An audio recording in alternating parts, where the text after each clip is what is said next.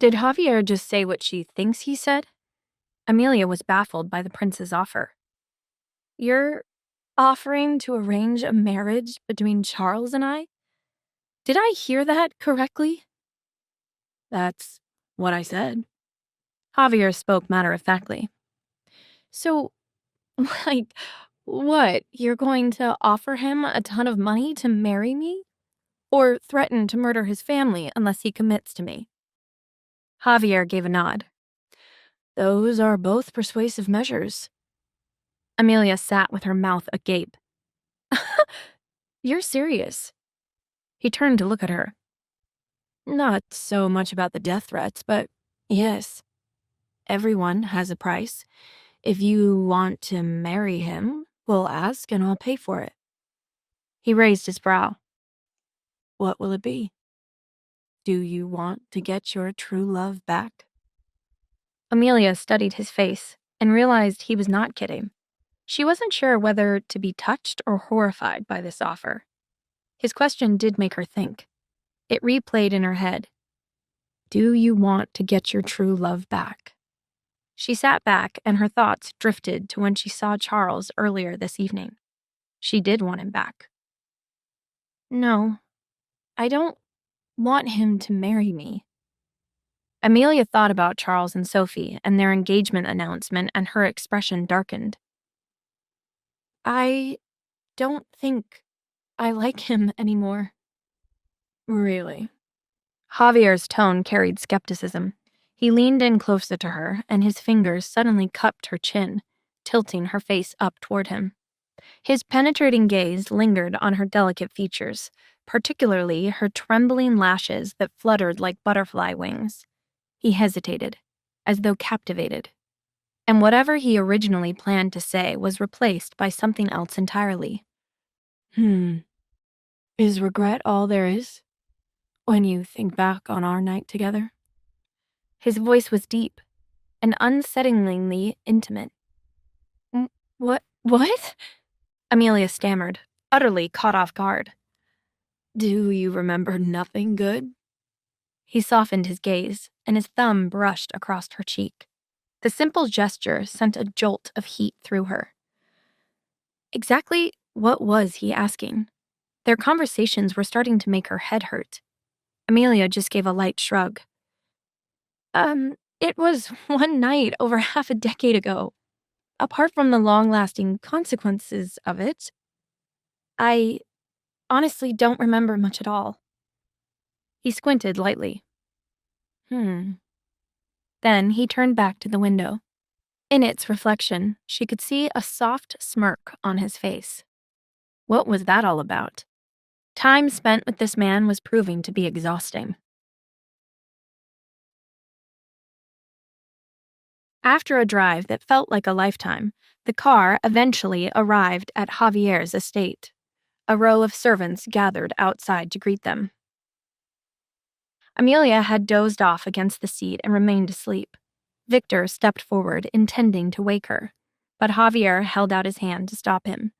He then scooped her up effortlessly and carried her out of the car. Victor quickly stepped aside, afraid to cramp his boss's style for a second time tonight. Javier carried Amelia directly to Max's bedroom on the second floor, since he had seemed to be worrying about his mom all night. Inside, Max was still at his small desk, diligently working on his homework. Seeing his dad carrying his mom in, he lifted his head and blinked curiously. Hey, why is Big Star with you, Dad? Javier's brows twitched at the nickname. Big Star? Oh, it's what I call Mom because she's like the brightest star in the sky. Javier wondered what he'd have to do to earn such a glowing nickname. How could this kid be so shameless as to flaunt his mother in front of him when he didn't have one? Dad, why are you carrying Big Star? Javier held his finger to his lips, reminding Max that his mother was asleep. Max covered his mouth, then whispered, Dad, doesn't Mom smell nice? I know I'm big, but I like when she carries me because she always smells like soap. Max chirped as he climbed onto the bed, helping to pull the covers back for his mother. Gently, Javier laid Amelia down on the bed. Her slender arm slipped off his shoulder as he leaned away, and her light fragrance lingered in the air. Just as Max had said, she smelled enchanting, just like 6 years ago. He shook off the thought, straightened, and lightly tapped Max's head. Go finish your homework. Okay. Max obediently returned to his desk, then paused, chewing on the end of his pen. He turned back to Javier with his large, bright eyes. Dad, can you marry my mom? Javier stilled. What made you ask that?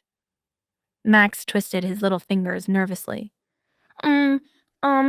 Well, you're gonna say not to eavesdrop when adults talk, but I heard Mom tell Auntie Faith on the phone that the guy she likes is taking my Aunt Sophie on dates, and I don't want my mom to be sad. This kid managed to get in on all the latest gossip, huh? Javier glanced at Amelia, who lay peacefully on the bed. Me marrying her wouldn't fix that.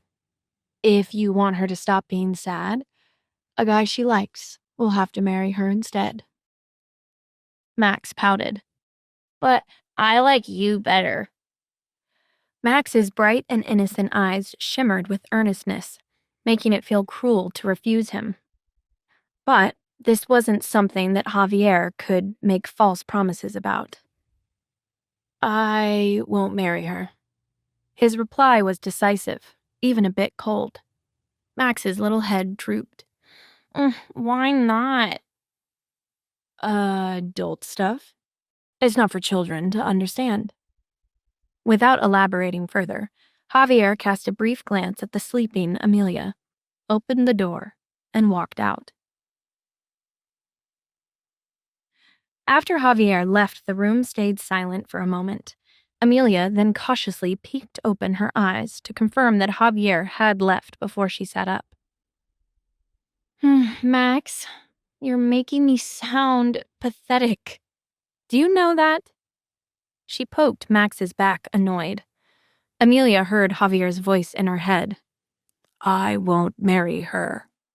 She wasn't sure why, but her heart simmered with irritation over the hypothetical rejection. Was she that awful? Whatever. I wouldn't marry that egomaniac either, not even if he asked. Max turned around with an innocent look. I was just trying to help you beat Aunt Sophie. How exactly were you planning to do that? Max hopped onto the bed, tucking his little legs beneath him. Well, she stole the guy you like away from you, right? Max's eyes then lit up. But if you marry a prince, wouldn't that be way cooler? Even Daddy is too grouchy and serious all the time. Princes are more powerful than regular guys, and Aunt Sophie would be so jealous. That she would be. Amelia shook her head at the little scheming machine she gave birth to. We should try harder to make Dad marry you. Amelia understood what was going through his innocent mind. He simply wanted a complete family like other kids had. Sweetheart, I would never marry someone just to make someone else jealous. The only reason to marry someone is because you love them and want to share the rest of your life with them. And that's not the case for your father and me. Okay? She gently patted his head, unable to bear seeing his disappointment, then grabbed her pajamas and headed to the bathroom. I marry that smug, insufferable man? I hate to even think about it. Plus, it's a total improbability. Just look at history.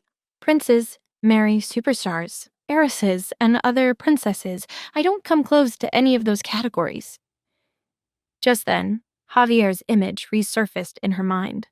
The intimate proximity they shared in the limo. his steady heartbeat, his strong arms. Her heart started to race, just thinking about it. No, stop, Amelia. You can't let those thoughts run wild. Prince or not, he doesn't deserve to be in your fantasies. She slapped her cheeks to sober up and pushed his image out of her mind. The next morning, Amelia entered the dining room with Max, who was dressed like a little gentleman, looking like a mini version of his father. The prince didn't bother to react at all to Amelia's arrival. The morning sunlight poured through the floor-to-ceiling windows, gilding Javier's every movement with a radiant glow. Though Javier was physically close, he seemed worlds apart. They were from entirely different universes. "Good morning, Dad," Max greeted politely. "Morning," Javier replied indifferently. Did this man have to be so cold first thing in the morning? Amelia minded her business and quietly ate her breakfast. After last night, she felt awkward facing him. Yet, while she felt flustered, he remained composed, as though nothing had happened. "Dad, what's that?" Max asked curiously. His big eyes blinked as he stared at Javier. Amelia looked over and almost choked on her orange juice when she saw what Max was pointing to. Right on Javier's neck, in a vivid shade of red, was the bite mark she left on him last night. Did I really bite him that hard? How drunk was I? Javier turned to Amelia with a devious glint in his eye. "Oh, this, Max? You want to know what bit me?"